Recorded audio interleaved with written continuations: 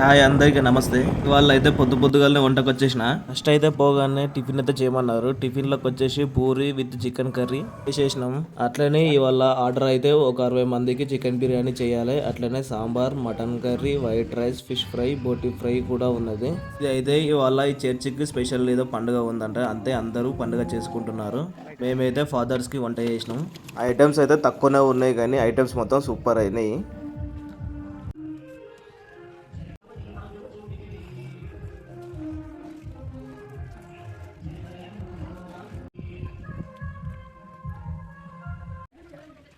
ये ऐसी ऐसे चावल